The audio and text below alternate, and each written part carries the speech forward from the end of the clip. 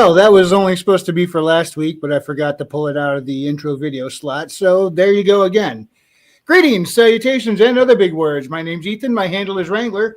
Welcome to Frequency Studios. Weekly Wing It number 101. Yes, we are now moving our way into the triple digits here on Rumble and YouTube. And starting off with us tonight is...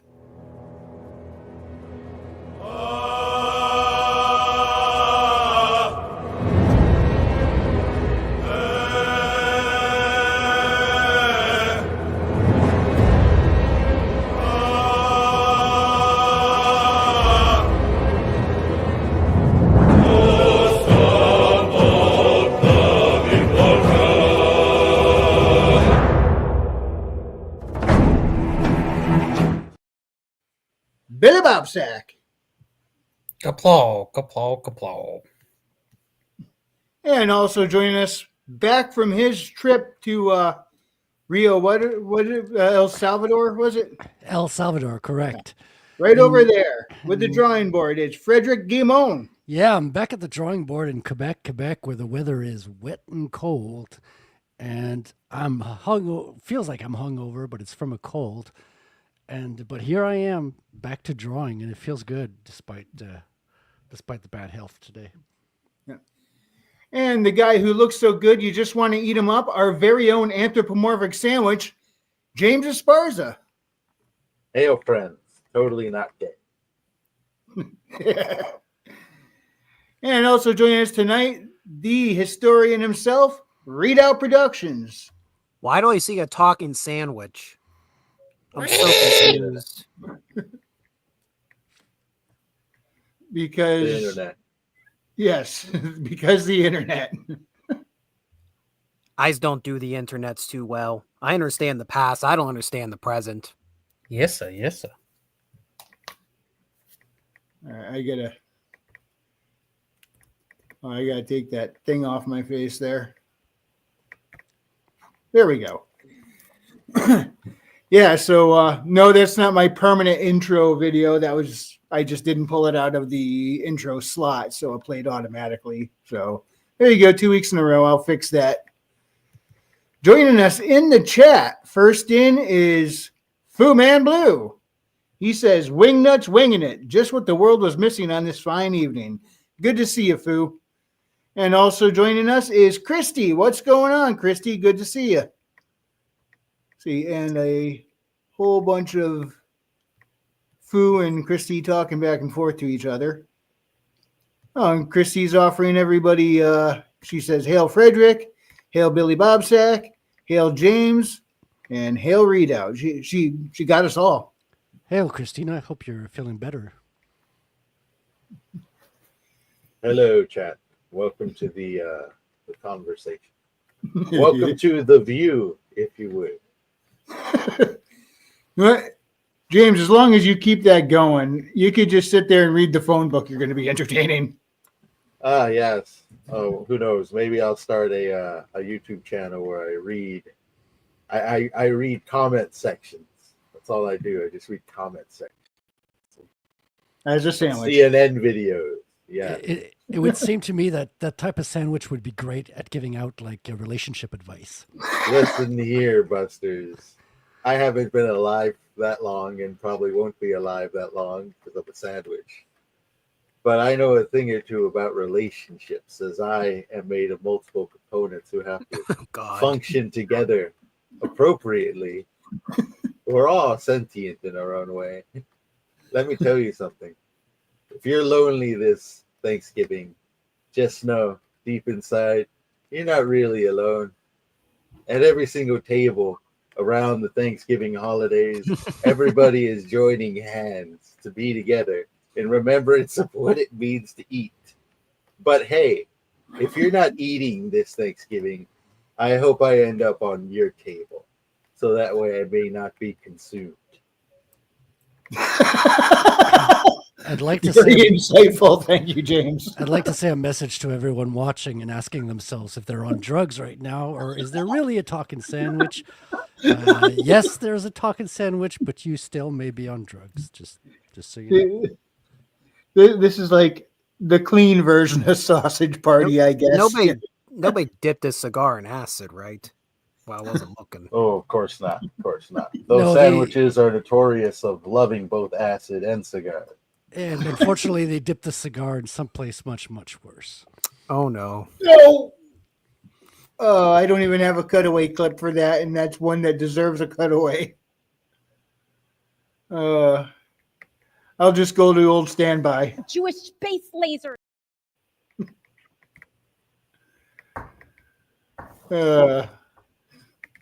Fu Man Blue says, "Phew, okay. So you all see the sandwich talking." I am the living sandwich. I was birthed in a laboratory in Wuhan, and I escaped first. Though I may have let out a thing or two along the way. You rode the bat. Destined out to of be it. a snack for someone on Plum Island. Christy says, "Looking excellent, Frederick."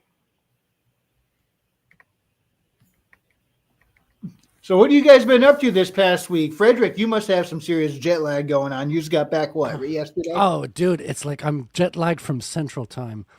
But it was way down south, though. It was a strange place because it was really hot, really humid, and palm trees everywhere, but they still had Christmas decorations. So my mind was kind of going on haywire a little bit. And I was there for the Adopting Bitcoin conference. So a lot of Bitcoiners all around everywhere I went. Went to a little talk on Nostr, which is kind of the decentralized version of Twitter, and met a lot of interesting people as well. Even someone who publishes and edits books out in Europe in French and all that. So might have cool. made some cool connections as well as some new friends. Nice. So does this hint at maybe Rattel will be available throughout Europe? Maybe I'll definitely be keeping in contact and keeping the conversation going. But the editor in person said that they were publishing their books on what do you call it? A Creative Commons license. So the copyleft is what they commonly call it. And don't think I want to put Rattel on copyleft or Creative Commons. I'm not familiar with that at all. Yeah, I am very much familiar with it because it's something that came out in 2007 or 8 or maybe earlier. It was kind of a response to a way to get information shared out there really quickly. Because copyrights are so prohibitive, like especially for articles and things that you actually want to get out there, some people came up with a Creative Commons license where they have like different conditions, like different types of licenses. You have the share alike license, for example, and where you can share something as long as you keep the same license and so on and so forth, and some very open ones that are just say, you could take this and use it as you will. It's out there in the public, basically giving your work out to public domain. So you have these different levels. But to me, even though I did try those in the past, I still feel that Rattel is more of a traditional copyright work. Yeah. Now, if you're not ready to discuss this, no problem. I get it. But how do you intend to do distribution? Well, the worst way possible, of course, through the mail in Canada. Actually, I may be investigating some options. There's what's his name? There's a Critical Blast who does distribution in the U.S. So it might be smarter to get the whole lot printed and distributed to a distribution center like Critical Blast and have them ship it out from the United States, since most of the customers will probably be based in the US. There's just a larger number. And shipping from Canada is just about the worst right now. Our post office is currently on strike. So, Oh, wow. So, that's just, matter of fact. So, What's that about?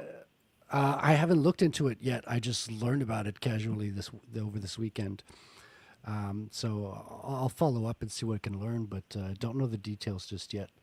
And it's already kind of over costly, so I don't know what they want or what the outcome is going to be, but it doesn't look real good. So shipping from the U.S. using a service would probably make a lot more sense. Yeah. I would love to get these into comic shops, but that's a more volatile business because you have to kind of get your ad in there as an independent, which is doable from what I heard. but then you got to get orders from the shops, and then I think you have to take back the issues that are not sold and all that. So I'm not sure if now's the right time. I probably want to focus on one thing at a time. Just get.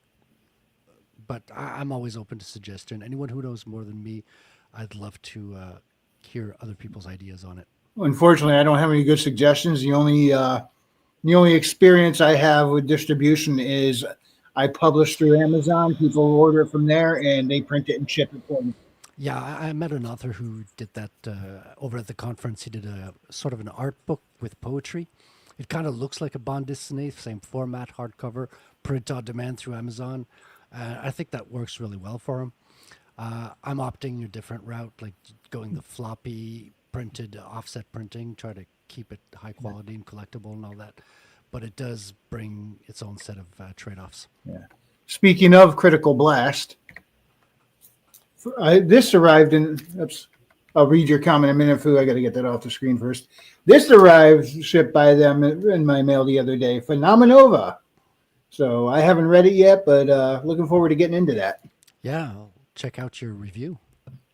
And now, Fu Man Blue says, I don't know what else to say about his speech, referring to James, except that I was thinking about what he tasted like while he was speaking, so I may have missed some. It's very cannibalistic of you, sir. I swear the holidays make it very dangerous to be a living substance of food. You wouldn't happen to be friends with Pickle Rick, would you? I have no friends, and if I did, they've been all eaten or rotted at this point, and I have sustained myself through the increasing application of preservatives. Animation Overload has joined us. What's up, Animation? Good to see you. Hail, friend. Oh, man. That is far more entertaining than it should be, James, by the way. Thank you. Thank you. I don't know. Maybe we stumbled upon something. A form of entertainment not yet explored. Sentient food. Well, it has kind of been explored, but it was just done so in very poor taste. Forgive the bad pun. That's fine. I saw Sausage Party.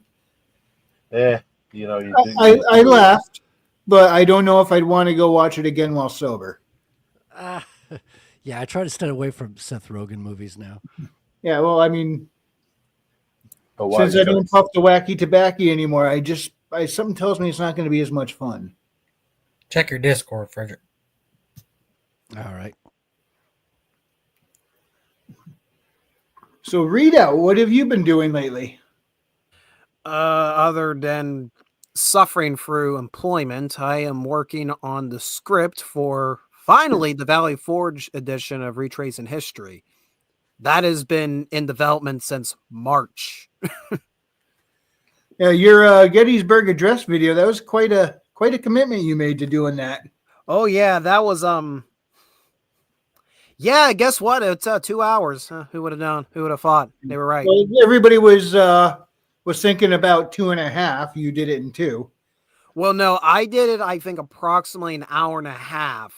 But I said, I'm not, who knows at what tone he was speaking, at what pace. And the transcript we were using, that's not the final speech, because his final speech was ad-libbed. So who knows how much else he added in or embellished. So I'm like, yeah 2 hours, about right. They really wanted him because he's a speaker, and then they got him up there and like, oh crap, he's a speaker. That's basically what happened. Beep, beep, my ride is here. Hail Bat Sauce. Hail, friend. Bat sauce. I'm sure he also suffers on Bat these sauce. holidays. It ain't bat sauce. It's butt sauce. What sauce? Now, Bat Sauce, do they allow you to have a whole 2 rows of seats in that bus? I'll be right back. Listen, he's on the short bus, people. Be nice to him. Be nice. Yeah, and he's also on the show tomorrow on Tuesday's art stream, Proof of Comics. Yay. Doesn't mean He's I have not to be just nice. on the bus, he drives that thing. He rides it. He drives it. So much people on the streams. It's lovely. Let's see if I can find that. I want to know who rigged Iron Sea's podcast poll for this week's movie. You people picked Indian in the Cupboard over Outlaw Josie Wales. Oh, What is wrong with you people? I mean, you also That's, had Last Mohegans there, which I mean that's my favorite of all the selection. But you picked Indian in the Cupboard over Josie I'm Wales. guessing it's nostalgia because that's like a niche nostalgia movie. I have nostalgia for Last Mohegans and Josie Wales, not for Indian in the Cupboard. Oh God. The Oh cupboard. God. Yeah, that's what happens when you put him behind the wheel. Yes, this is Bat Sauce at work. Look at him go. Looks fun. So this is how we get electricity. We just plug it up there, we just keep spinning and spinning and spinning. That's the friction. generator right there. I see. I mean, it sounds very Chicago. Yes. Just goes and goes and goes. That That's all or it says. keep He people is off the the boss. streets. I am the I boss. can understand that. Animation Overload says bus sauce. That's like what, oil? Gas, diesel, maybe? And Bat Sauce says Last of was my pick. So you can blame him. I'm not blaming him. We have a shared interest.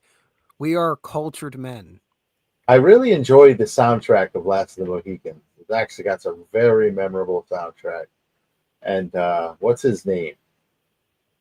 Does a great job in there. Well, The soundtrack. main actor. Oh, Daniel Day-Lewis. I thought you were There talking you about go, the Day-Lewis. composer. Well, yeah, that too. That was a combination of Trevor Jones and Randy Edelman that did the score for Last Mohegans.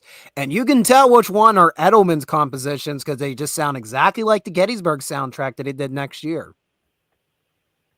A little inside history there. Christina says, good night, everyone. I have a headache. Have fun. All right. Hope you feel Those are better, fun. Christy. Yeah. Hope you Thanks get for better. joining us. Throw some tunes on in the background. A little bit of chill kids. Well, 1946. And I shall undergo metamorphosis to a less distracting form. It's a less distracting form. I am transforming now. Transformation complete. Oh, I loved you in Men in Black. I didn't know that was really you. Well, that was just a look-alike. We all look alike. Us pugs. Good point. Good point.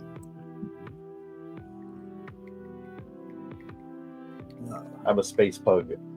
I was supposed to be in Guardians of the Galaxy, but James Gunn is notoriously racist against pugs. So yeah, Good Lord. I'm here now. That's what happens. Excuse me.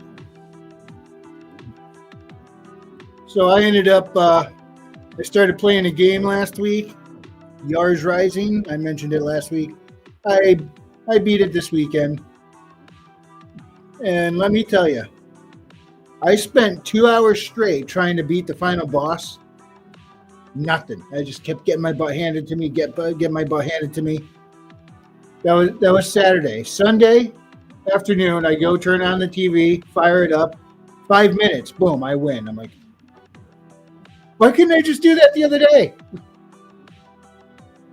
So I'm gonna figure I got lucky because I throw enough mud against the wall, something eventually sticks. I think I just happened to do it enough times to where one of my attempts slipped through.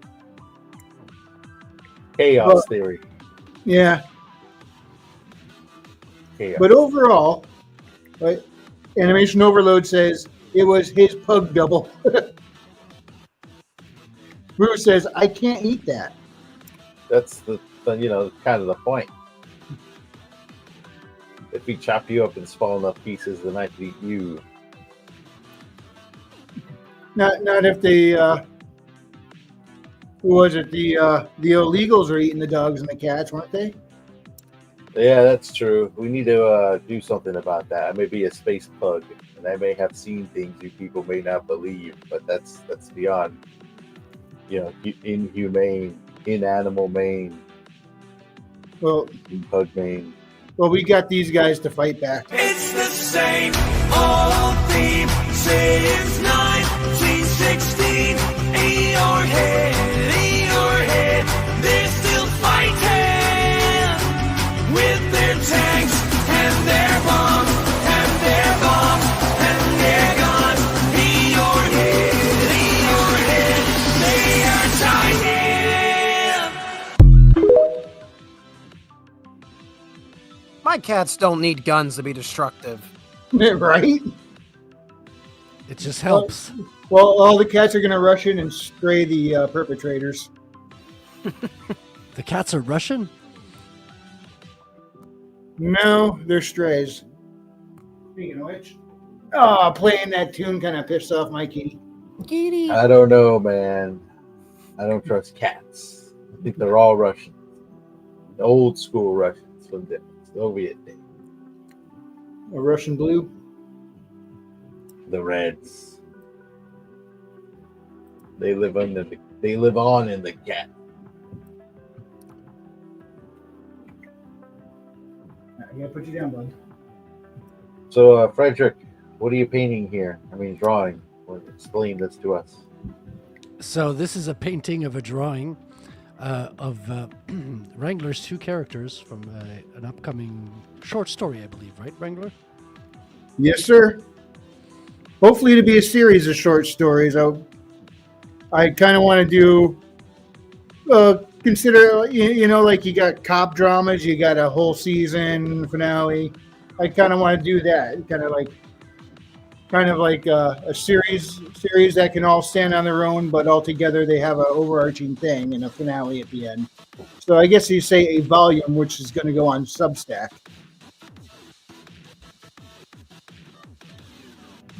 But that's two of the main characters right there. Detective William Roberts and Hunter Reggie Stewart. Animation says, art's looking good. Why, thank you, animation. Yeah, so anyway, I So, did Yars Rising, and if anybody likes a good Metroidvania that's not too involved, fairly short, just fun to pick up and run around, and the controls were really Right. nice. I like how they felt to just, grabbing onto ledges and hopping up and stuff. It all was nice and tight. I guess Way Forward has a reputation for good controls, and it held up here. So yeah, I would recommend it. It's fun, if that's your thing. Soundtrack was awesome. I still got the tune stuck in my head.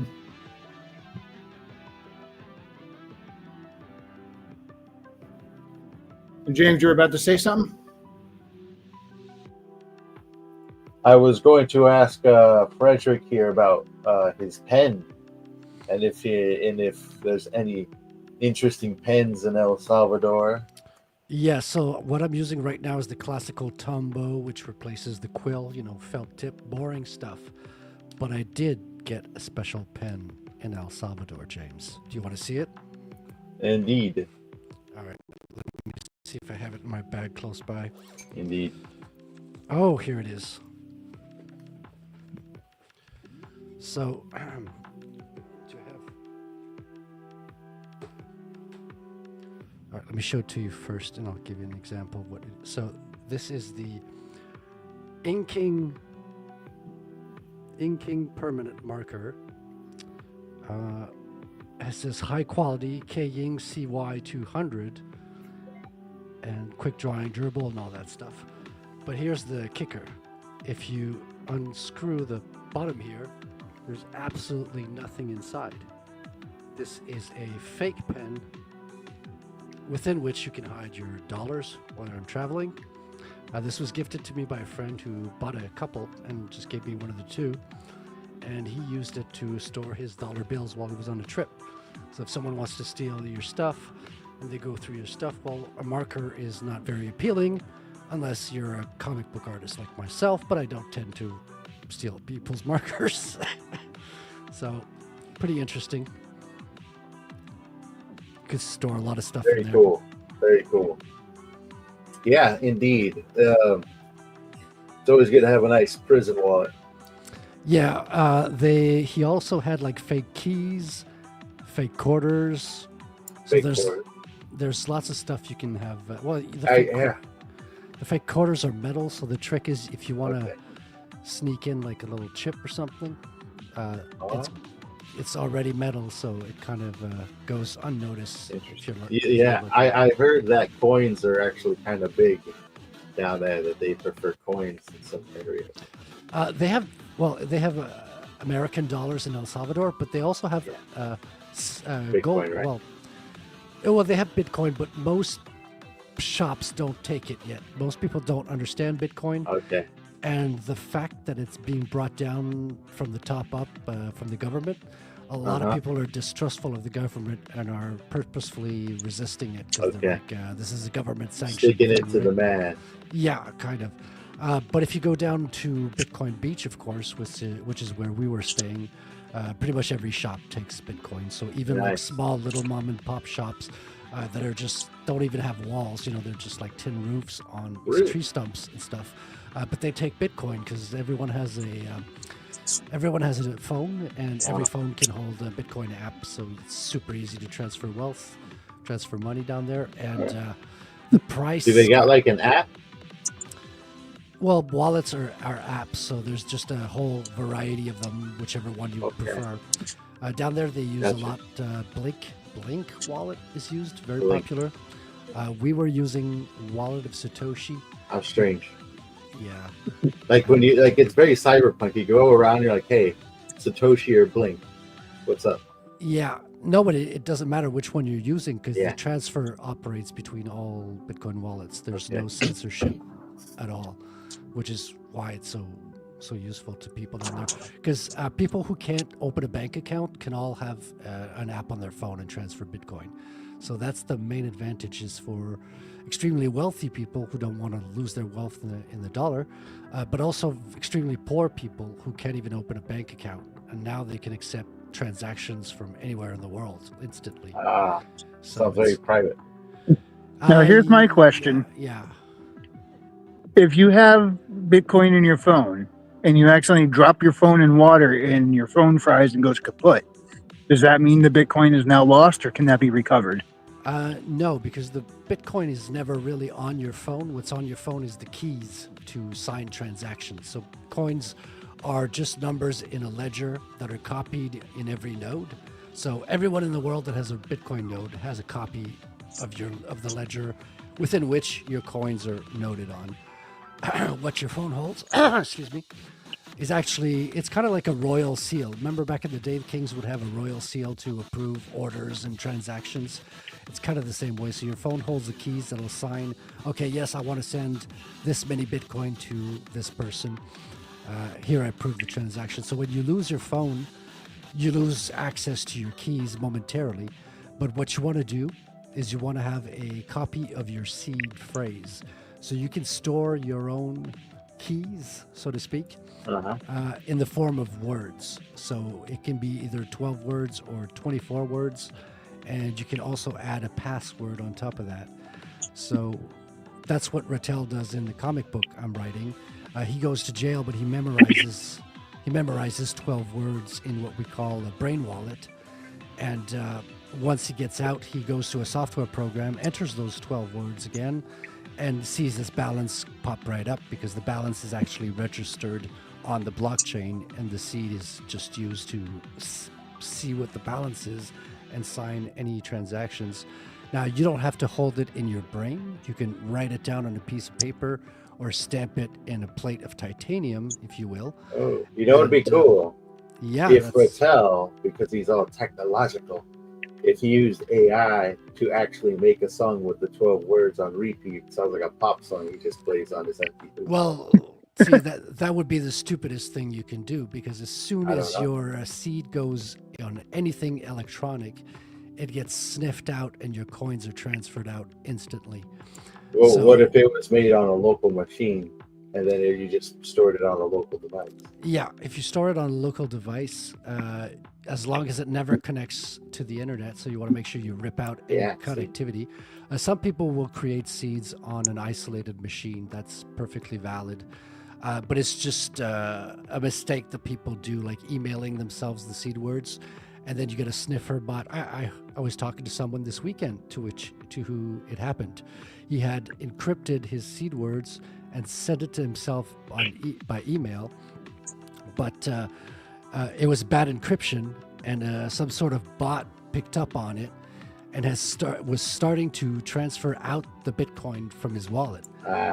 And by chance, he was looking at that wallet and saw the coin starting to exit, and he did the transfer of everything that was left into another wallet and was able to save a balance of it. This is how you do it: is you write a 12-page short story, right?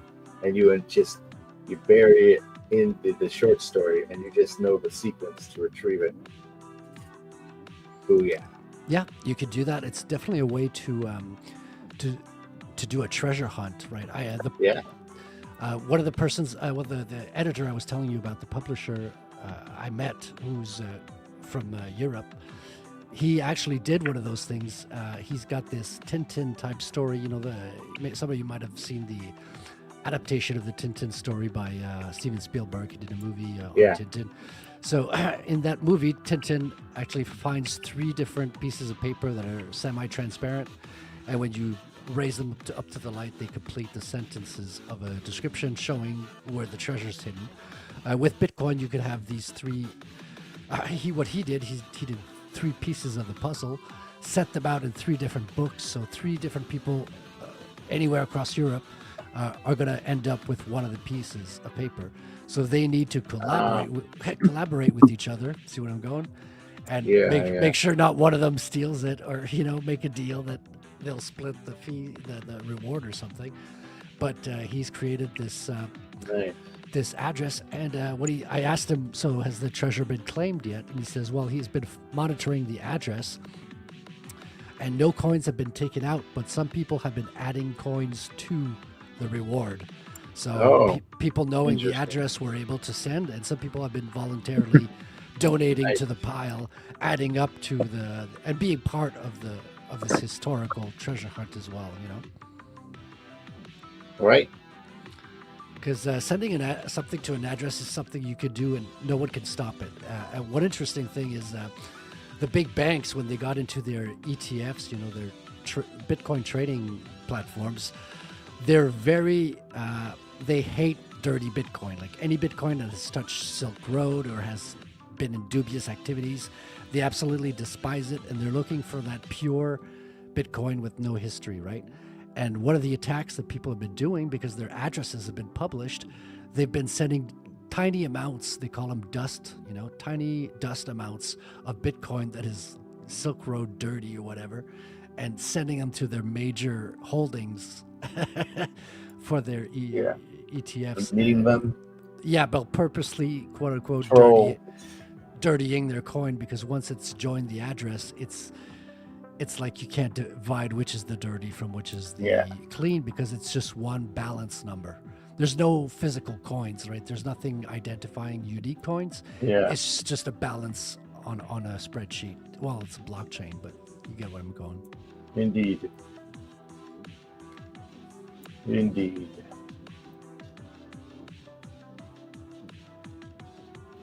What you do is you write down the words, put it in a marinade jar, bury it in the backyard, and then you make a treasure map. Yeah, and the thing is, if you put it on a piece of paper, there's a good chance that paper will decompose. The ink might get washed out or something. So that's why people are stamping it into titanium plates, because the titanium plates, you can drop them in the river and you can still recover the words from that have been stamped into it.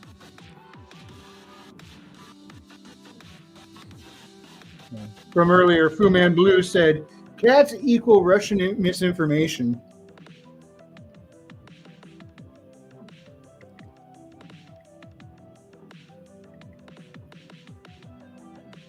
So there you go, James. Fu Man Blue's on your side. Very well.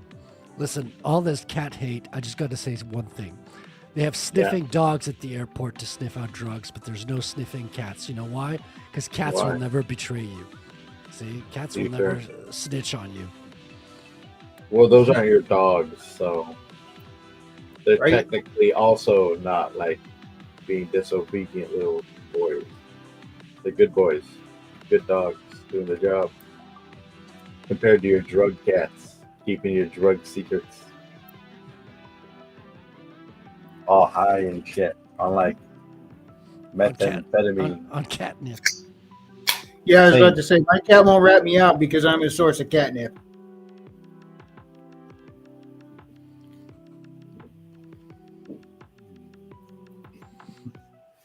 Cats are drug users. That's just a fact. I don't write the rules. I just blatantly state them in my favor. One time I was watching a video. It was, do big cats like catnip too? And they were showing tigers and lions being given catnip, and yep, they act just like a regular house cat when you give them catnip. Interesting. There's also one of them. All they put boxes in the big cat pens, and they were all curling up in those things. It's just like ingrained in them. It's like, ooh, box, mine, and they get in there, curl up. Yeah, the cats, their nature isn't too different. They're all jackasses, all rough that way. Once you know one cat, you know them all.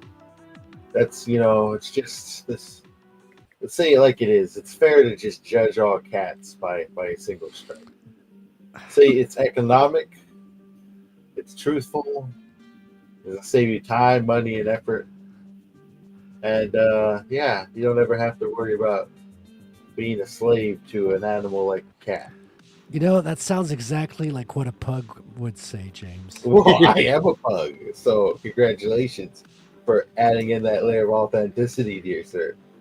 If you like watching videos on animals, though, there's a YouTube channel that I absolutely love called Casual Geographic. Have you guys ever If seen I it? am not persuasive enough in this form, allow me to once again transform and enter metamorphosis. Oh, here we go. Hang on. Okay. Oh, yeah. You were saying, dear sir? Mr. Lizard. Now, this, you That's look right. like a lawyer now, and I should give your lawyer talk. That's right, dear sir. Wow, the feds really are lizard people. Not all of them, but this one is. He's one of the men in black. Lizard in black. So, to people tuning in, your drugs have now kicked into the second level of the effect, or the third one, I should say. Especially those El Salvadorian drugs. You never know what you're going to get. Even cannabis is illegal down in El Salvador now. Wow. Really? I think it's always been. Yeah. That's the way Okay. it is.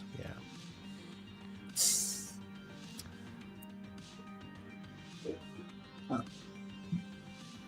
I'll admit I sometimes do miss that, but I don't want to go back to it. I got the shackles off. I don't want to put them back on. One of those things, you use it, you don't think it's a big deal until you're without it for a while, and then you realize, hey, I was letting that stuff control me. I'm free of it now. Woohoo! Well, you know what they say. It's a growing economy, the drug market. So I'm sure we'll make up for it. Yeah, I got off the cannabis by switching to cocaine, so I'm THC free. There you go. A little bit more. Actually, it's another one that used to be legal, I think, isn't it? Yeah, back in the day, but that was really far back in the day. I think Canada decriminalized a bunch of drugs. It's mostly happening out in the West, but people have been complaining about the over tolerance of these drug injection sites and all that. Rogas. Yeah.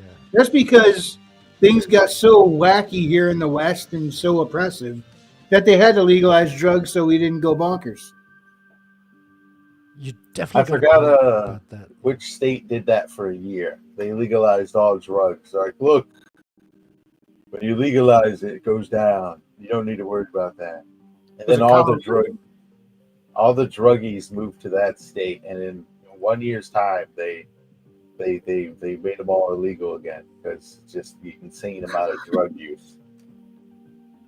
Because guess what? Wow. When you have a country full of a bunch of drug addicts and you make drug use legal, it doesn't make the drug use go down. It makes it go up. Made a lot of money that year. Although there are probably a few weirdos out there like, now that it's legal, it's not fun anymore. I don't want it.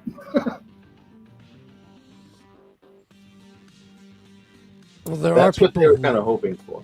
yeah, there but, are yeah. people who distrust the government drugs for sure. Because Right. Here in Quebec, they have the monopoly on cannabis currently. Ah, Which is not the case in the other provinces. They have different laws per province. Okay. Ontario is much more open, so you can have private cannabis shops, and they kind of feel like Apple Store. Like they have nice little bonsai trees and little okay. paraphernalia, as well as you could get all these sorts of edibles and stuff. But here in Quebec, it's like fucking oppressive. It looks like bureaucracy. It's and everything Probably has is. huge labels and warnings on it, and it's pretty gross. It is a bureaucracy. It's the government. So what do you expect? We used to do this show on comic books and novels, and here we are talking about drugs. What happened to us? Oh, suits and lizards. The lizard people. Where do you think art comes from, Wrangler? New Jersey. Nope. That's right, That's right, James.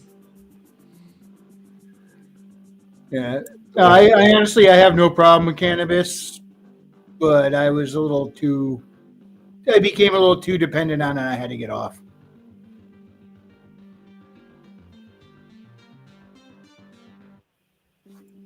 Well. Yeah, when it reaches a point where you're like, it's not fun anymore because you're always wondering, what's my supply? Do I have enough? That's when it's like time to say I'm done. Yeah, but in a year or two, you're gonna be like Al Colors, Capone man. and Godfather 3. Just when I think I was out, they pull me back in. That's gonna be you. Well, I am human, so that is very much a possibility.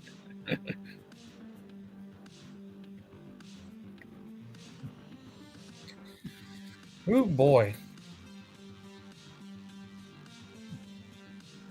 Say something. Dead air. Dead air. Oh wait, hold up. No, you gotta put Pizza the Hut, James, first of all. Oh yeah. Kind of frightening.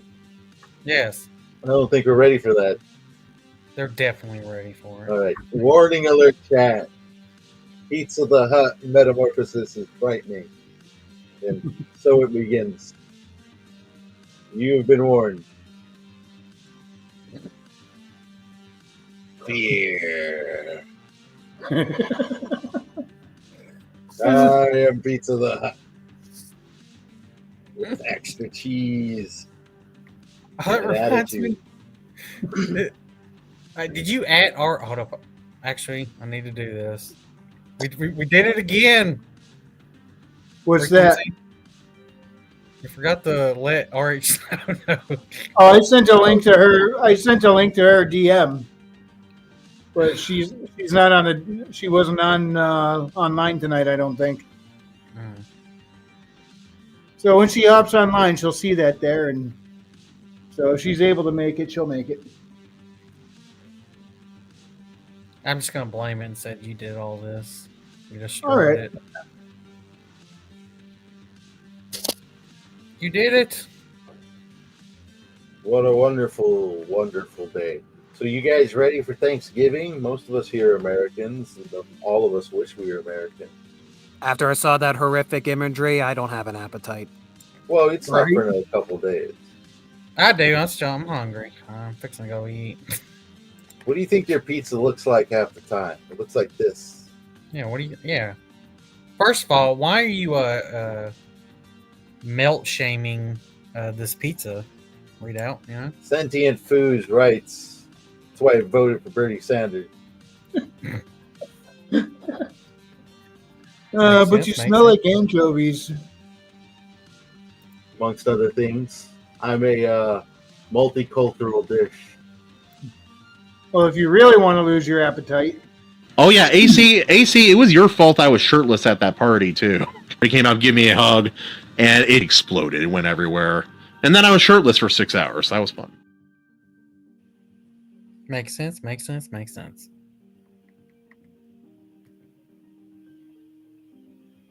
I don't even know if you know how to follow that up. Frequency. Well, I don't. I can Just burp left dead air. ABC. Well, my cat walked in before Billy Bob does it to me. I'll just do it myself. Now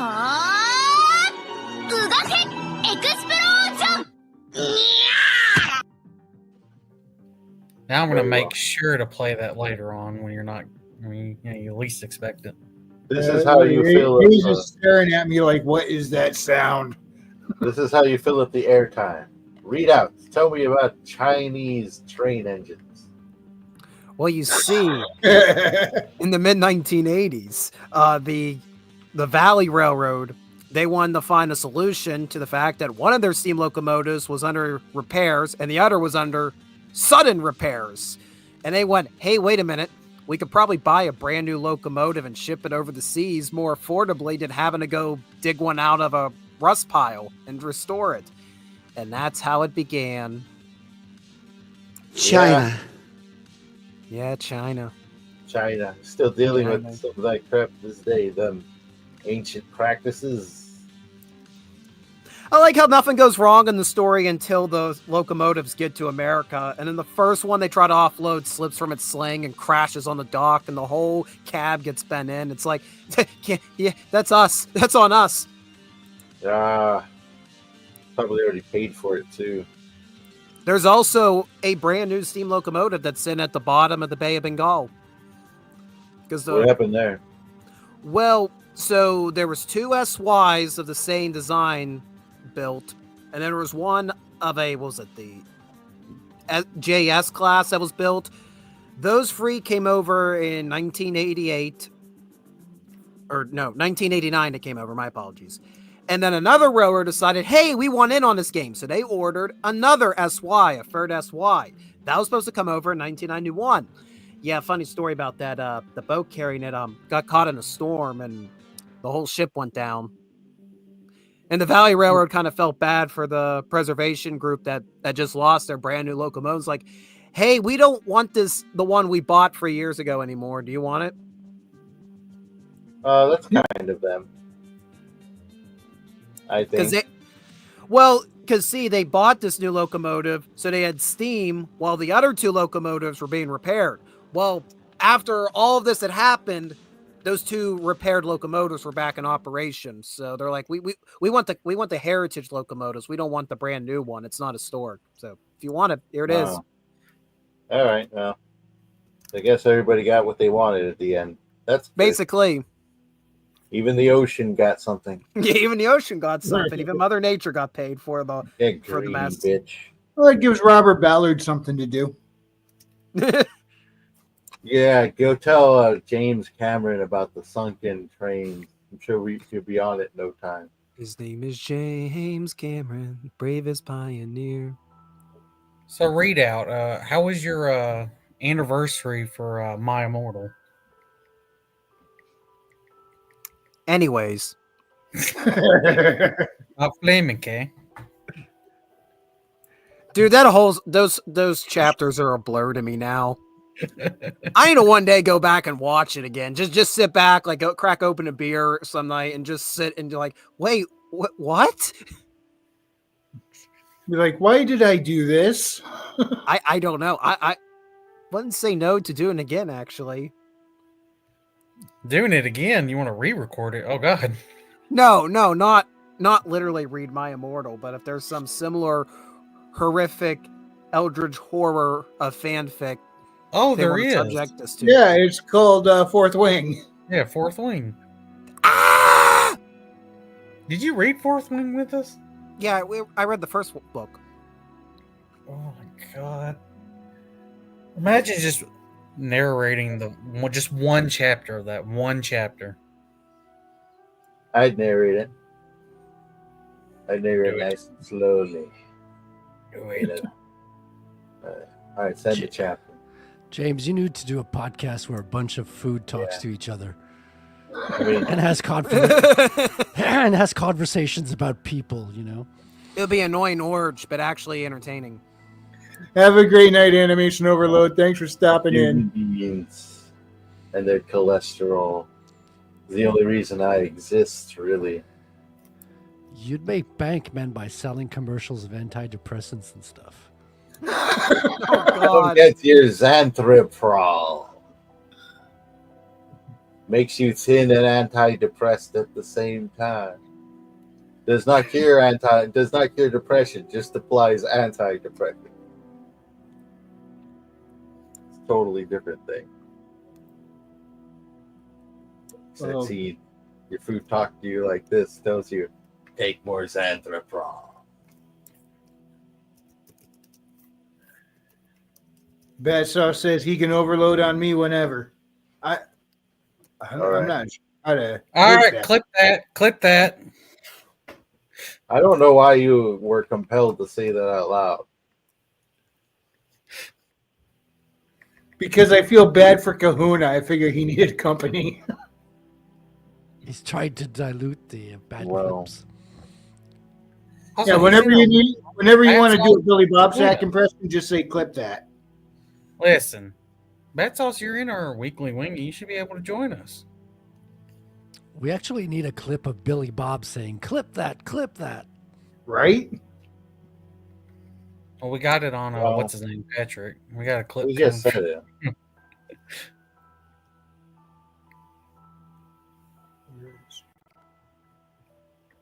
The only clip I have of Billy Bob Sack is this one. Kapla, kapla, kapla, kapla, kapla, kapla, kapla. Very well.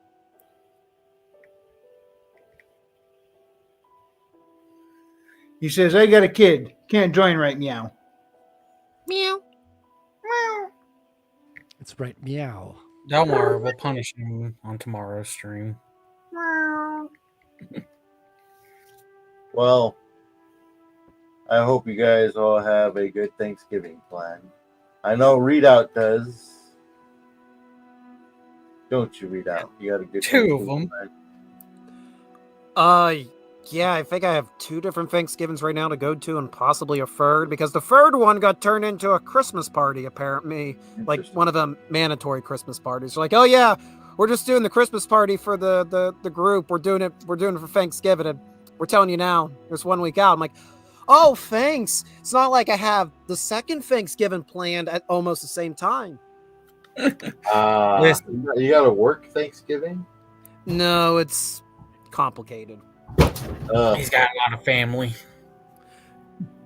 No, it's not a family. It's more like a non-for-profit volunteer organization I'm a part of, and we kind of throw things. We kind of do things at the 11th hour type deal. I thought slavery was over in the United States.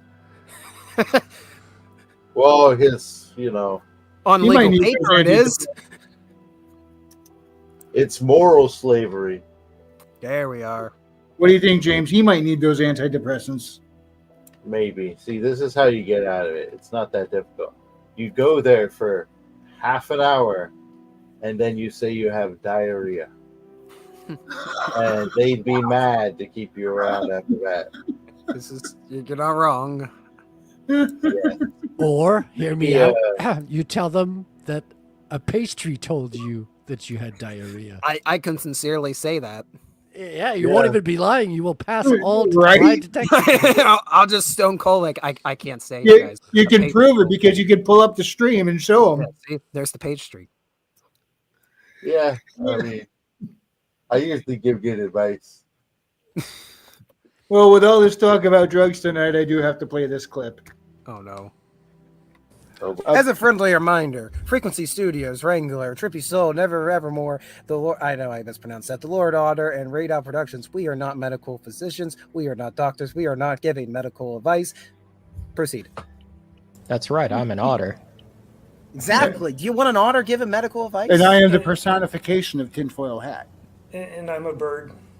I do We have way a too many bird, drugs. we You got don't an want to listen to otter. me. I don't know where that hat is. Huh. I got too many Ask hats. your cat.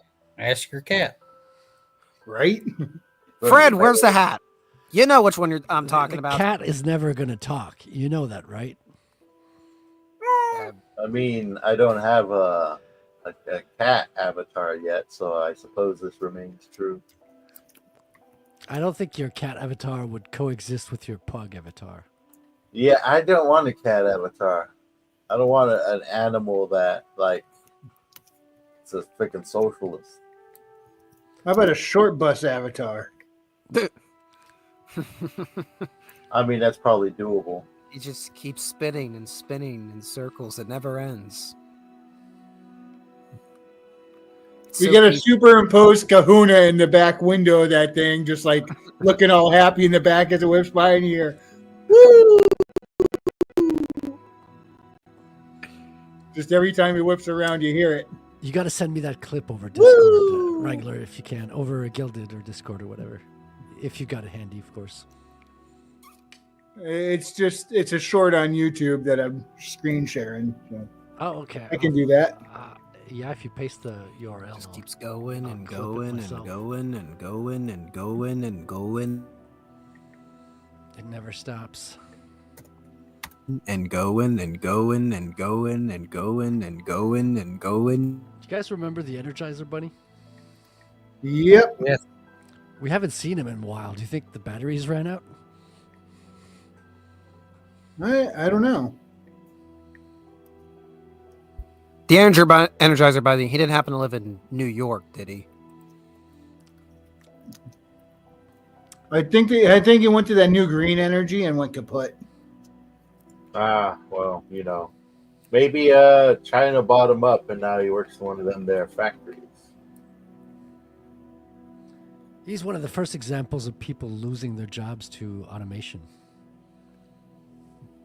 All right? Or maybe he just needs a recharge.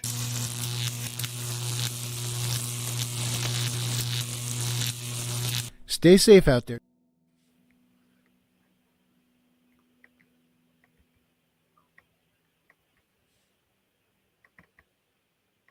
Did the music cut out? No, I think it just faded out. It's coming back. There it is. All right, because it got way too quiet real quick. I'm like, I stopped playing that video, and all of a sudden there was like nothing. I'm like, what happened? Am I still on? Oh, so Zippo lighters. This was this past week's subject on Retracing History. We went and actually got to see where Zippo lighters are created. Oh yeah. And Tenley case knives as well, but I mainly focused on Zippo. No disrespect to Case, but I have a cigar in my hand right now. Which one do you think I was going to talk about? So Nice. they had this. I didn't really do a good job explaining the video, but they had this exhibit of an American flag, and an artist had taken like Zippos to make the flag out of it, and they had all these different symbols on it. You know, they were all different branded Zippos. Imagine my shock that I'm in a museum and I have the opportunity to feature a Gunsmith Cat Zippo lighter as part of a historic video, because there was a Gunsmith Cat Zippo lighter. So I did some digging. I'm like, so how did that get made? Apparently Dark Horse Comics did like a run of Zippo lighters for different comics that they were publishing back in the 90s. In this case, they were translating Gunsmith Cats, the manga. It was like $27 in 1997 currency. Since it was a limited run, guess how much it is valued today if you want to buy one today, like on eBay or at a trading place? How much? You're looking at least $500. Wow. Never underestimate the power of weebs with a Zippo. And I want it.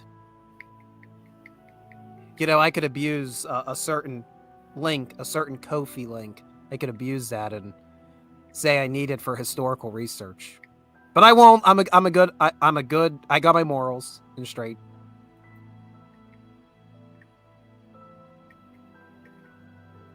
Guilty. What's up, man?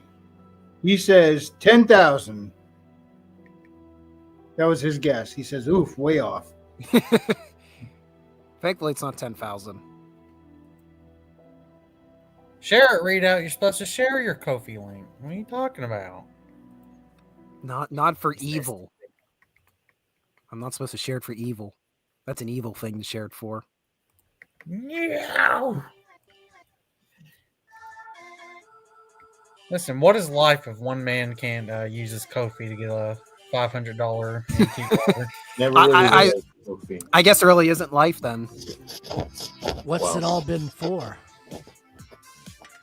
Anyways, a metamorphosis was asked for, and it was recently achieved. Prepare for my next metamorphosis. And It's a like button. It's a like button to achieve metamorphosis. Metamorphosis items. Welcome, Hello. AC Pritchard. Oh, he did it. The short bus. I am the short Beep, bus. Okay, I'm officially getting flashbacks now. Beep beep beep. Kapla beep. Short bus it. This is like bringing high school nightmares. Or I grade feel like school- we're borderline on Disney breaking down our doors and releasing a cease and desist. Beep. Kapla. Short bus. Tell us about your thoughts. The one with the high school memory, Frederick. Let's psychoanalyze you using a short bus live on stream. Tell us everything. Well, listen, the cleanest memory I get of riding the bus when I was a kid was having this orange yellow Walkman back in the day and listening to the Teenage Mutant Ninja Turtles soundtrack, meaning it's probably 1990. And yeah, being pretty antisocial because, you know, I just moved to a new town. But yeah, riding the bus up to school, listening to the old school soundtrack. Go of the ninja, Turtles. go ninja, go ninja. That's actually on By the the way, sec- can you guys hear the music?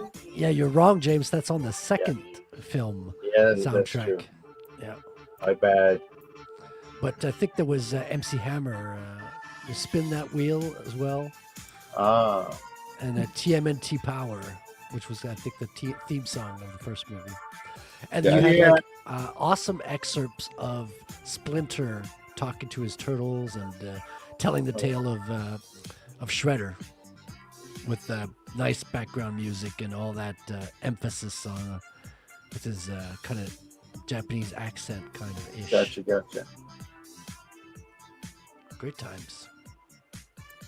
Freaking Shredder, man. He was an interesting villain, though. A little shallow on the backstory. Yeah, I mean, he died in the first comic book, so there wasn't much development initially, so they had to kind of fill that in afterwards. I guess that makes sense. You know, that's kind of how it goes sometimes. He became definitely bigger after the movie. People like the Shredder. I'm getting another memory of the bus now, James. Do you want to hear it? Yes. So I wasn't on the bus this time. I was older than 16, so I had my driver's license, and I was driving my parents' car to high school. And it was the winter. I was coming back, and I was coming back from on a road that had like lots of trees, and I had one of my friends, a girlfriend that wasn't my girlfriend, in the Ooh. car. And when we left the wooded area, we got into the planed area, and there was a lot of wind, and all of the road was icy as fuck. So as So, soon as we got out, we got the wind, and the car started swerving from side to side. It was trying to compensate with the old wheel there, but we started spinning in place, and a bus was coming in the opposite lane, and we swerved, and we went in front of the bus into the ditch on the opposite side where we came from, and the bus just barely passed us as we sank rear into the snow-filled ditch by then. And I got out to just scope what was happening. The car was just laid there, you know, kind of half into the ditch. And as soon as I stepped on the road, even my feet wouldn't stand on the road, and I slipped and fell fat on my ass. And my friend just started laughing hysterically, and she just couldn't stop laughing. And Good for her. instantly, because this was kind of a Women power. country Patriarchy. area, and the next car to stop to pass us was a 4x4 who stopped and offered to pull us out of the side instantly. So you got to love that country area, you know. Yeah. And Nice. we went back on the street as soon as that, drove a little slowly, and made it back home safe. Nice. Yeah, bus journeys, man. Especially the short bus. Get all the parties up in here. Meet. What's up, shorties?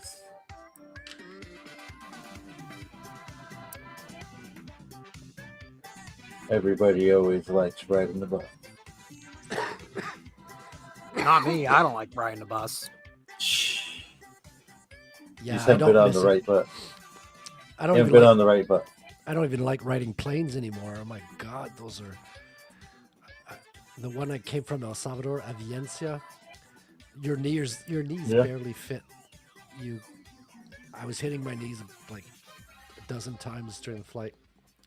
It is a 5-hour flight, I must say, but still. Ooh. I like how we went as Western culture, at least Western civilization. By Western civilization, I mean the United States of America. And by the United States of America, I mean Pittsburgh. I like how we went from having a very good public transportation system. You know, we had streetcars, we had all sorts of this stuff to take us, you know, from our small little hovels to the big city and get us to work and get us everywhere. I like how we went from that in the 1940s to the 2020s, where the only place you can see that wonderful public transportation is in a museum. And you got to go ride in your shitty well, maybe not your shitty transportation, but you have to sit on the shitty transportation infrastructure to go to the museum to see how you once had it good with public transportation. Oh, God. We have fallen. The West has fallen. Does San Francisco even have trolleys anymore? I don't know. As we're talking about this, I hear a train in the background. Perfect timing, right? Choo choo.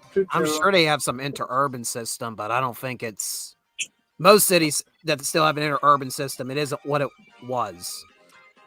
Also, I was yeah, go ahead. I was going to say James is making a train avatar as we speak. No, actually, I was going through my avatar list, which is much more extensive than I remember it being. And it turns out I do have a cat avatar. Oh, God. All hail the King Meow. That's pretty. Oh, when I get back inside, I'm gonna have to enlarge that to see it good. So Yeah. can we have King Meow and King Bob duke it out for the crown? Possibly. King Bob. Let's see if I can adjust the image real quick. Wonder how he's doing. Haven't talked to him in a little bit.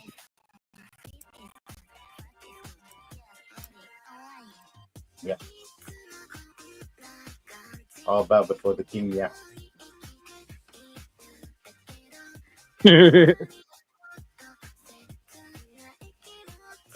So just as a friendly reminder that the mainstream media have not learned anything in the past few Oh, weeks. yeah. There's what happened now?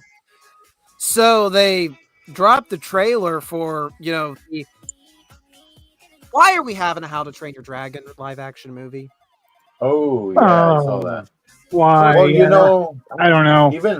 even if they did, quote unquote, learn their lesson, They did not learn That- their lesson. that film probably has been in the can for a little while now. Well, I know that, Good but, point. but let's say more the rhetoric and how they should handle things. When they're speaking and Of trying to course. promote they haven't learned a lesson. So the director Yeah. of the live action movie, so they're hyping up like, look how accurate we are to the source material. Look, we've made Toothless somehow look okay in live action. Like, we just used the same design. We got most of the cast dressed very much like the initial characters. It's just like the original. Initial clothing, initial aesthetics. Look, we even got Gerard Butler again. We brought him. We had a voice of the father. Now he's just gonna play the father again. We'll dress him up and everything. And they can dress Colin Farrell up as the freaking penguin. We can dress him up as Hiccup's father. Yeah. Hold up. To be fair, Readout. To be fair, he can actually play the character because he's gotten quite fat. That is true. I need a Scott Steiner bit there where he goes, "He's fat." You ever heard Scott Steiner Gigantic. shout? He shouts, "He's fat." Anyways, but they, of course, the one person they changed from the adaptation was Astrid. And of course, the internet had a field. They thought, like, wait a minute, you're supposed to be super accurate, but why is this one particular character noticeably not adapted correctly? Or has different attire, different hair color? Why is that the one character? He looks more And- urban. To which the director responded with, "Well, this isn't a historical piece. This is a fantasy." And at that moment, I went, wait a minute, you've just spent all this time hyping up how accurate you are to the source material, but now it Yeah. doesn't matter. Yeah, you guys haven't learned anything about how you handle these things, have you? No. You haven't learned a thing.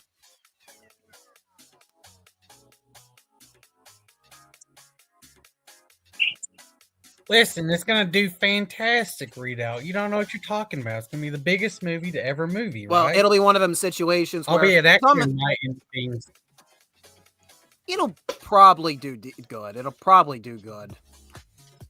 Like financially. I don't say it's not doing good financially.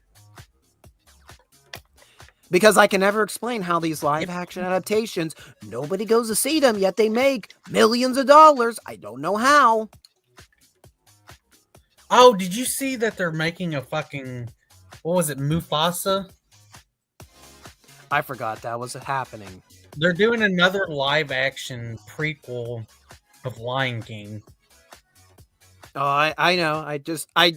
I forgot about that intentionally for most of the year.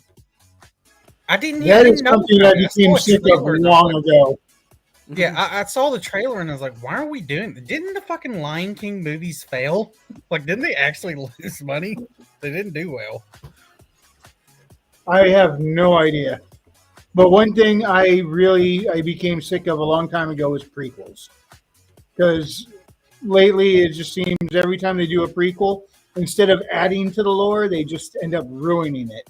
What would you say is the last earnestly good prequel?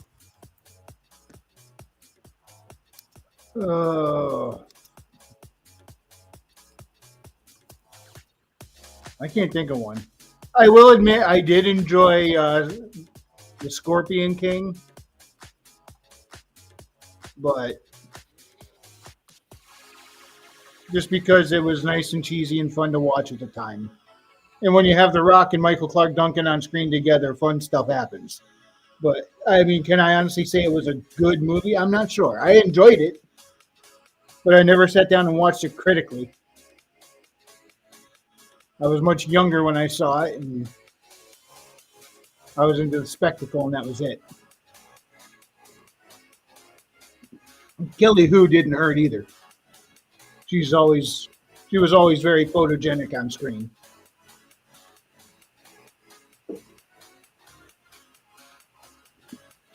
Oh, what do you guys think?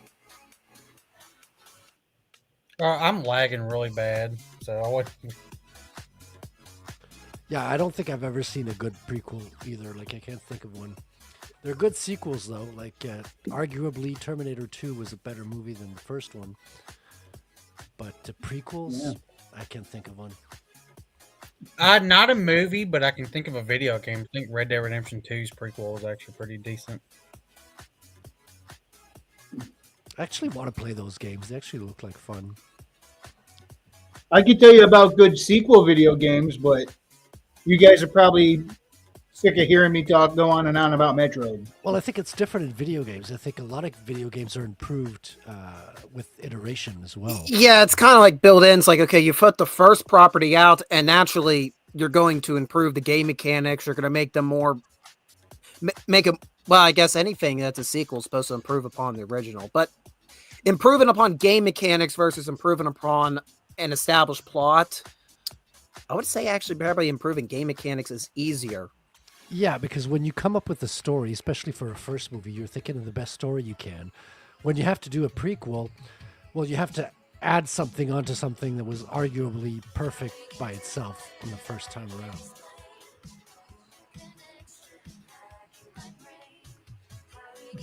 One of the best video game sequels I've ever seen, though, or played, was Ori and the Will of the Wisps. It was so good. I was like, they better not do another. They better just leave it right there. By the way, I think the devs of that are pretty based. Developer for Say that Ori. again, Billy. The developers for the Ori, I think they're actually pretty based and shit. Now, one of the guys who worked on Will of the Wisps was the guy who made AM2R.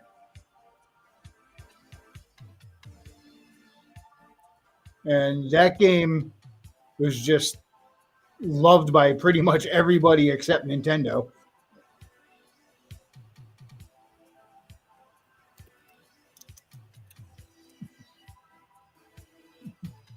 I will say last weekend, 'cause I don't know what you always have them in your brain. You always think of like, man, I haven't seen that in a while. You know what? I'm in a mood to sit down and watch, play, read this. I binged through the Back to the Future trilogy. Still one of the best trilogies ever produced. Yeah, that one really works well. Like every movie they added on actually added something to the story and made the first one even better. Which is incredible considering the first one was already pretty well tightly wound up. Yeah, for sure. Yeah. And also considering time travel movies are the easiest thing to screw up the longer you go on. This is kind of out of left field, but over the past week, I did finally get to reading V for Vendetta in comic book form, having only seen the movies before. And it's a pretty awesome comic book, despite that it's, kind of DC, which has no real action panels, no real, the art wasn't competing with the story in DC stories, I think. And V for Vendetta is just kind of like classical panels, but damn, David Lloyd's art is absolutely superb, like working with shadows and light in incredible ways, and the colors are kind of very minimalist, but damn, they set the ambiance for that story. All right, don't- I'm not lagging anymore, so I can actually hear and talk, I guess, now. It was Wait. lagging really bad. Hi, Billy. Welcome to the conversation. All right, I said the Red Dead Redemption 2 was the one I was saying was I think it's actually a pretty good prequel. Red Dead Redemption 2 is a prequel. Yeah, for a video. Yeah. Oh, yeah. First game is set in 1911. Yeah, I want to say 11. Yeah, it's 1911. I think like 1950 in the epilogue. The Red Dead Redemption 2 takes place in 1899 Oh, and then 1907 in the epilogue. now Guilty Gearhead said, never heard of AM2R. Then a minute later he said, oh, it's a Metroid thing. So I'm guessing he just looked it up. Yeah, AM2R stands for another Metroid 2 remake. And it was made over a span of 10 years by one guy. Now, this guy was a sound engineer by trade, if I'm remembering correctly. So what he did is he took Metroid 2, which at the time the remake had not been done by Nintendo yet, and he took the old Game Boy Metroid game and spruced it up, kind of like Zero Mission and Fusion. Gave it those kind of controls, and he gave the soundtrack. He redid it. He gave it the Prime treatment. And the day after he finally finished and released it online, Nintendo hit him with a DMCA. And then a couple months later, Nintendo's remake came out, and it was like, oh, that's why. But a lot of people actually like Dr. N64's AM2R better than the official Nintendo remake. Go figure. It's not But surprising. then he ended up getting a job, and he's the one who did a lot of level design for Ori 2. Yeah, it's not surprising because Nintendo's always been very, very controlling of their IPs. Like people Yeah. who've done like 3D versions of Zelda Online have been taken down. They even tried to take down streamers who were streaming their own games at some point, and the community pushed Yeah. back. I believe they were like, "Yo, like you cannot change this whole culture now." Yeah, it's weird for Nintendo, they are very creative and innovative in many ways, but in other ways they're very much fuddy-duddies. Yeah, and it's probably not the same departments doing the creation as the litigious nature of it. Yeah, they got quite a lawyer department. But they You see, that's one how- department is SpongeBob. The other department is Mr. Krabs. exactly. They did that too. What was it Rockstar when with the like GTA mods for like Vice City, San Andreas, and 3, they forced them to get shut down because they were making their remaster. Which, by the way, finally actually got updated and fixed by Rockstar themselves.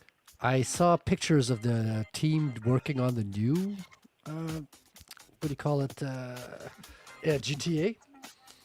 And most of it is girls. So I'm not looking forward to the new release, to be honest. It might just I'll be- wait and see. Depends how the marketing goes. Yeah, I'm not holding my hopes out for that one. But it was funny with the defective edition. They finally Rockstar themselves actually updated. They started to fix shit. They removed the ones who made the remaster. They removed their names completely out of everything on the game with the update. I sentenced Rockstar Studios to death for terrible game design.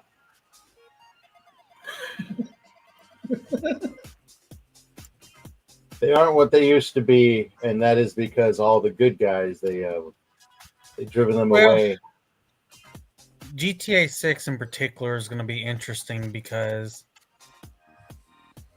we don't have the original main writer, Dan Houser, no longer a part of it. What was his name? The other founder of Rockstar, he got fucked over in 2016. So you don't have him anymore. You don't have Laszlo, the dude who does the radio and everything on the game. Oh, shame.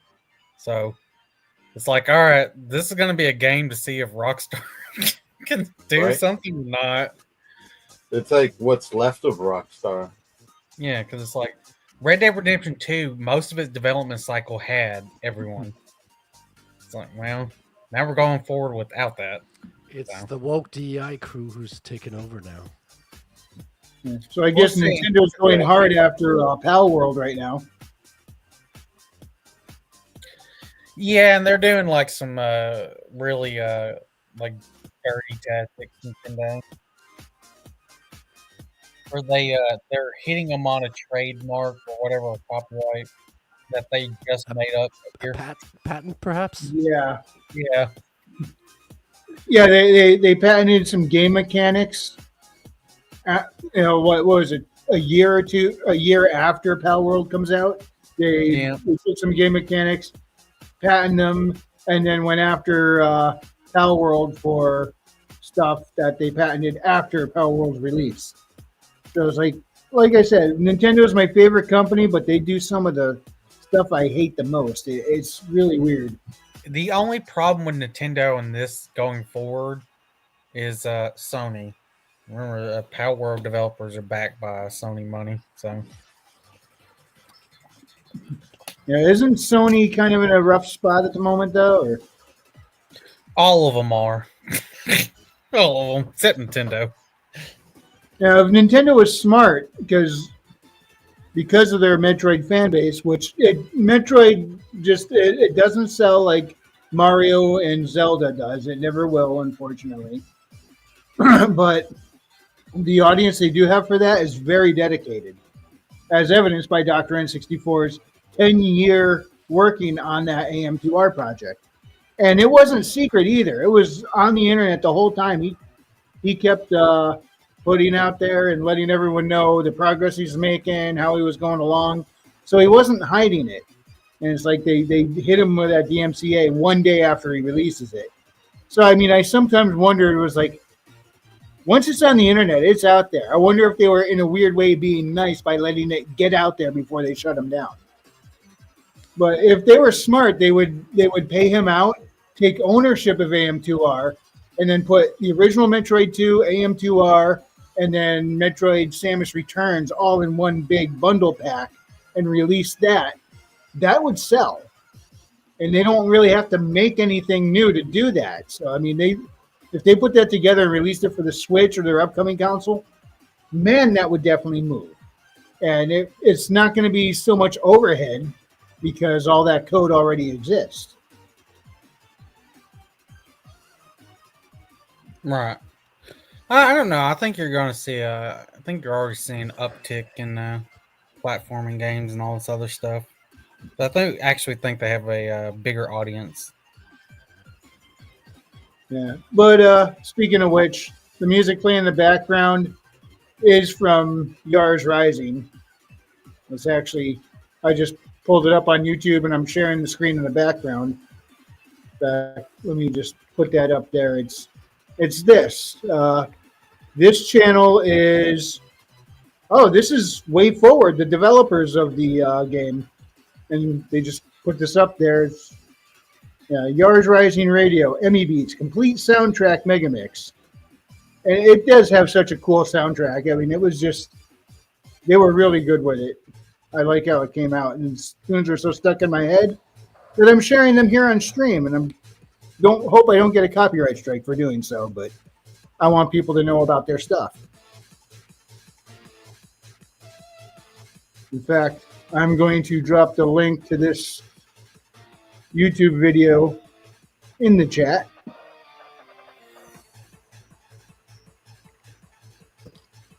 Boom.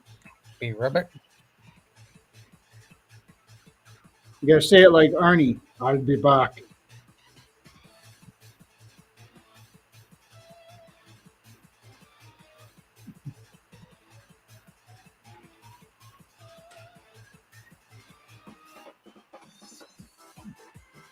I am gonna change this up though. Let's see. Go for Metroid Prime OST.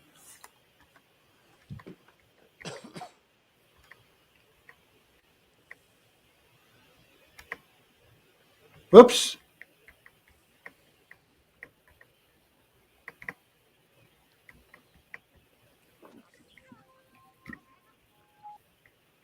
Hate it when I hit the wrong button and close a window I was trying to use. I used to close the StreamYard window all the time in the beginning. And let me just share this page, and it's gone. The stream is gone. Yeah, I've been for that before. There we go. In fact, I should probably go check here, make sure I'm not getting hit with a copyright. If it's a copyright claim, I'm good with it. If it's a copyright strike, I'm not going to be so happy.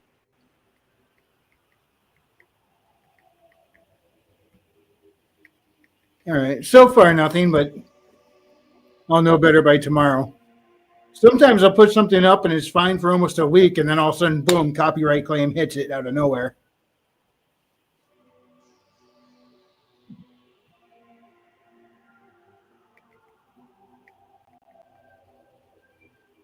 So, James, what's the topic on your stream tomorrow? Funny enough, we haven't chosen a topic yet. So it's still open for now. Time will tell. I'm sure they'll get back to me at least 5 minutes before the stream. So we have some time to find out. But I pitched the topic of marketing. I think it'd be very interesting to talk about. As I would be sitting down, obviously, every single Tuesday with two brilliant authors, The Black Knight and R.H. Snow, who have both produced a large number of works underneath their belt and have made names for themselves within our community of authors, as they have, like I said, they produced a lot, and a lot of it has reached its own acclaimed status.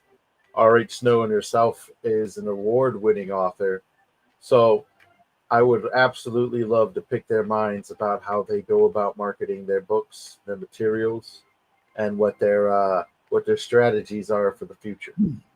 So hopefully we'll be able to hear some of that.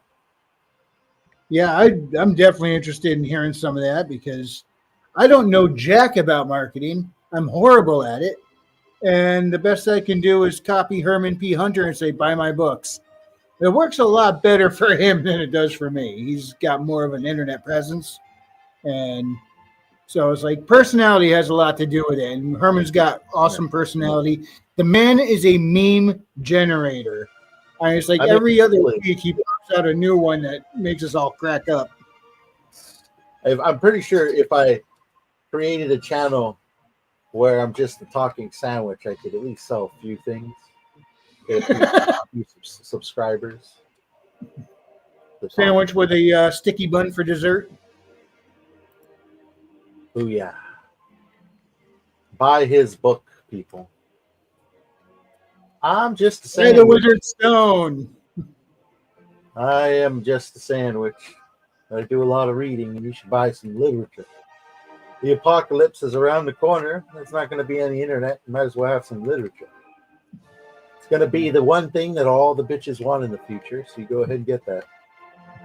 Frederick, I know you got to get running. Is there anything you want to plug on your way out? Yeah, just check out rattelcomic.com. If you don't know how to spell Rattel, you can go to the forward address. imakecomics.com will take you there. We've got a new colorist. I've put up the color work he's done on the Akira homage poster, which is probably going to turn into a cover. So check that out, follow the progress there, and tune in tomorrow on Proof of Comics number 26, where we interview Bat Sauce on his satire of fantasy art, writing, book, story. There you go. So see you tomorrow, guys. Have a good night. All right, man. You have a great night. Thank you.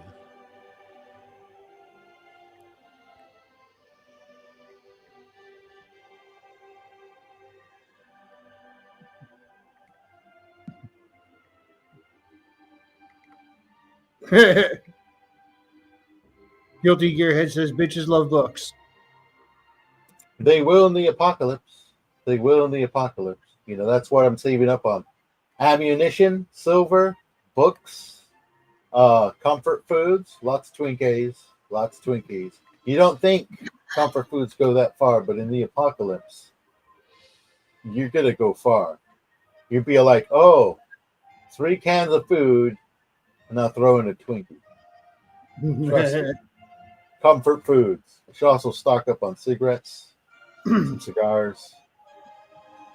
In Just get Zippos. prepared. Just prepared as my future as a post-apocalypse merchant.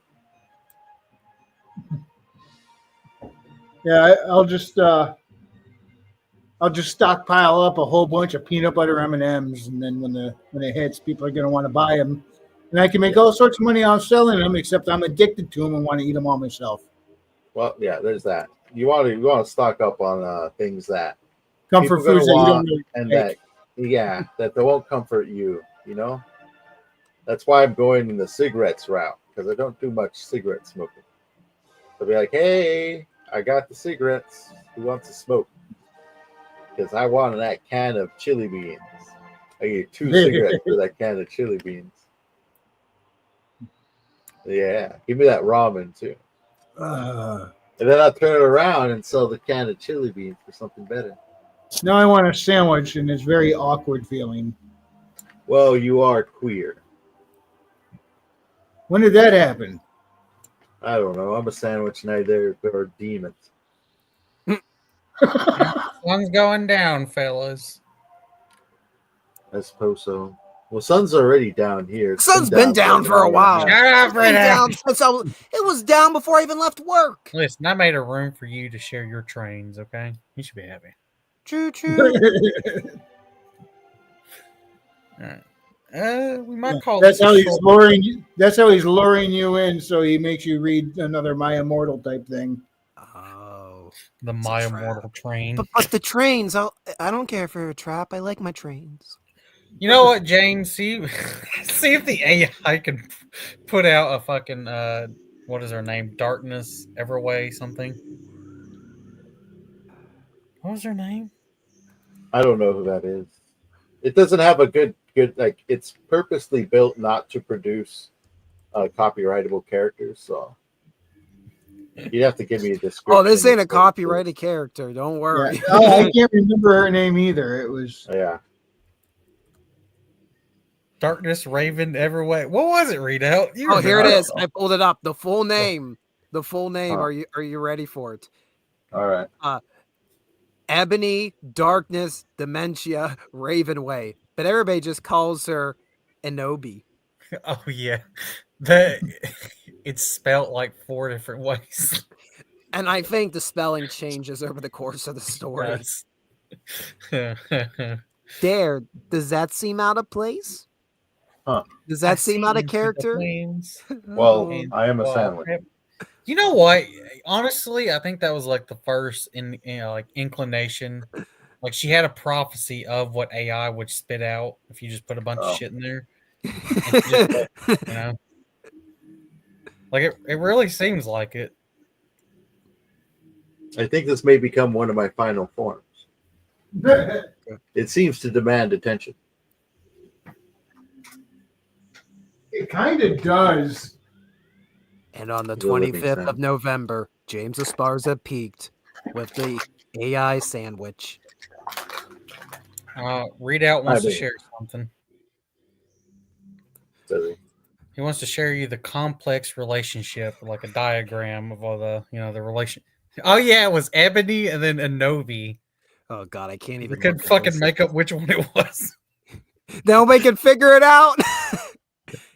Harry Vampire Potter, Bloody forgot Mary that. Smith, Lupin, forgot. Voldemort, For some reason, Snap and Snap. Lupin Yeah, were he's never fucking- Snape. He's always Snap.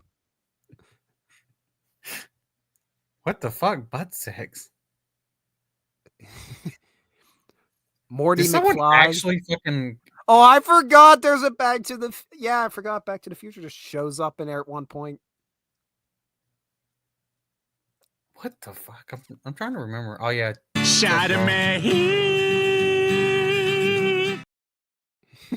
oh yeah, I forgot her. Her best friend was on the story as well, and at some point she just like fuck her best friend because evidently they had like IRL beef. So her character was just retarded, and then got essayed or some shit. Jenny was so Darkness bad. Weasley. Oh, where does it say that? Oh yeah, Voxy Mort. Tom Sirius Red. Black. Hargid. Hold up. Oh yeah, I forgot. Ron was called Diablo. The sober mind cannot comprehend this web.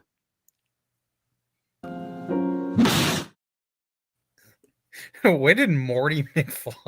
I don't remember that. Yeah, there was a bit. I don't know where it was, but I vaguely remember a bit that a poor Back to the Future reference happens. Oh just look, happened. oh yeah, James with the Z. Goes Samaro on for Potter. 47 chapters. It goes on. God, this is a nightmare list, by the way. So if you don't know what My Immortal is, well, you're in luck. Well, Yeah, actually, okay. you're not in luck, but I do have a link. This And you person can Oh go told me- yeah, for some reason Tom Bombadil was in it, but he was Satan. Oh, Tom well, Bombadil. okay. So I got a question. The author, are they like continuously hiding from their work, or are they probably like, I am It's a the re- my immortal person? This was published like back in 2004. Oh God, this thing is 20 years old. Oh God. Oh God. It's a historic artifact. The woman who wrote this is I think maybe was like 14 or 12 at the time, so she's like 30 something years old, almost 40 now. There it is. The link. It's in the chat. Yins go over there now if you want some awesome entertainment that may cause you to suffer greatly. And would you share it in the in the chat? Huh. Yeah. It's a broken link, but They why must did have been link... disturbed children. Yeah, because I was about to say, I was like, I don't see anything No, popping up.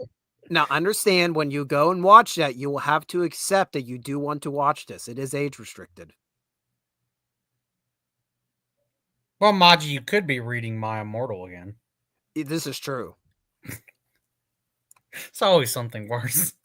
You I'm know sorry, what? No, Marge. read out. You need to post the link to your My Immortal video. That could is be the link worse. to my immortal Oh, is it? video. Why is the link broken? It's not broke. Where is it? I posted It's it. not showing up. He's a mod, isn't he? Thank you, Guilty. I have figured it out. I Too mean- late. It should be right above Maji's comment. Why is it not there? It didn't show up. I don't see it. Drop it in the private chat, and I'll drop it in the thing. I hope No, none so- of you get mangled by wolves this Black Friday. But Maji says, just think, if you thought you were having a bad day, say to yourself, at least I'm not working retail during Thanksgiving / Black Friday. Love you all. With you in spirit. I know I get mine leaving my body. Yeah, she's About to become the ghost of Maji. Oh my god, how long did we do? When was it? How long ago was it when we did that? July 2023. I worked Black Friday once. Yeah, I used to I'm so glad I don't work in distribution anymore. Well, I mean I do, but I'm trying to retail distribution. I used to do package delivery, and I did it through 2 Christmas seasons straight, and that was miserable. Retail or parcels is either one. This time of year is just be nice to your delivery drivers this time of year, please. They're Please. going through all sorts of frustrations you wouldn't imagine. But Readout's link is now in the chat, so you can go watch that, and it ain't pretty. It's glorious destruction. Beautiful, beautiful destruction of literature. With the best cameo ever, Trippy showed up in episode 3 near the end for He 1 did. minute. That was one of the greatest moments to ever moment. And then he listened to it. Then he went. That was just one of them. I'm like, hey, Trippy's online. I wonder if he would pop in. Let's see what happens. I'll send him the invite, and then that's what happened. No context. I'm just like,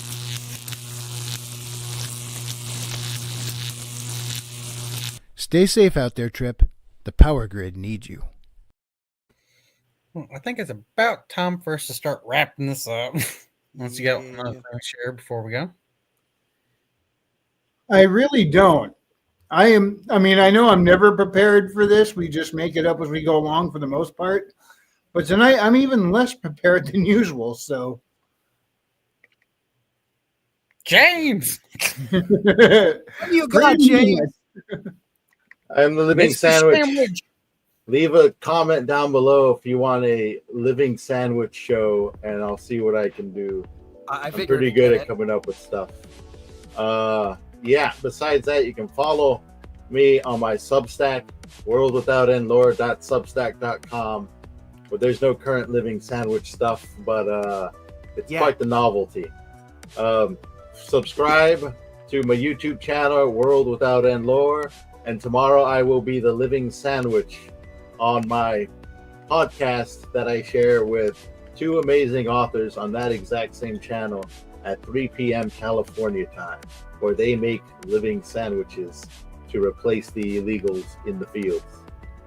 I think your sandwich needs some like mayo chapstick or something. Nah, I'm good. We don't flex with the mayo.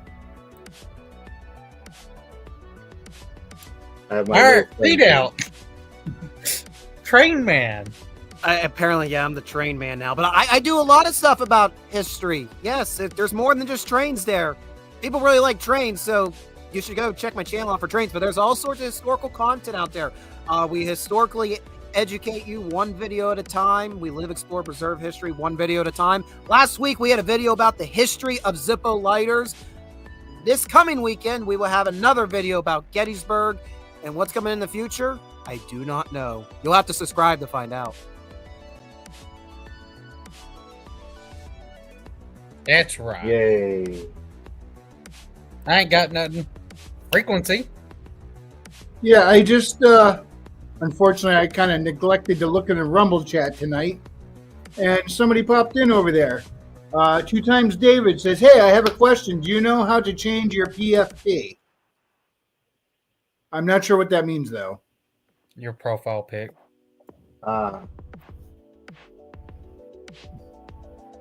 Okay, I don't even know if Well, hail two times, David. Good to see you. I'm not sure if you're still there or not. Unfortunately, StreamYards doesn't funnel the Rumble chat into the main chat like it does with YouTube, so I missed it. Sorry I didn't catch you earlier, but glad you joined us. Now Thank you you. can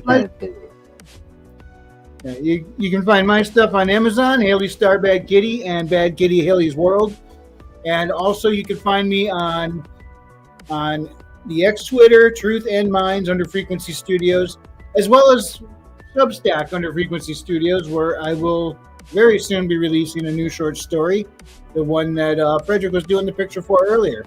You'll be able to follow along with the adventures of Detective William Roberts and Hunter Reggie Stewart as they try to unravel the legend of Shalar. Thank you, everyone, so much for watching. It was a fun time having you all here tonight. If you enjoyed this presentation, hit the like, and if you didn't, I appreciate you stopping by. We'll see you next time. God bless.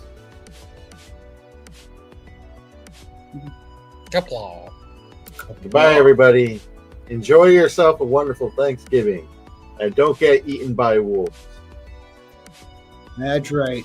Have a great Thanksgiving, and remember that talking sandwich is off limits. He doesn't want to Yeah. get eaten. I'm armed. I'm armed, but I have no arm. That looks like store-bought bread. I'll pass. Everyone's a critic. That's right. And right before we head on out, just one more time. Jewish space laser. Good night, everybody.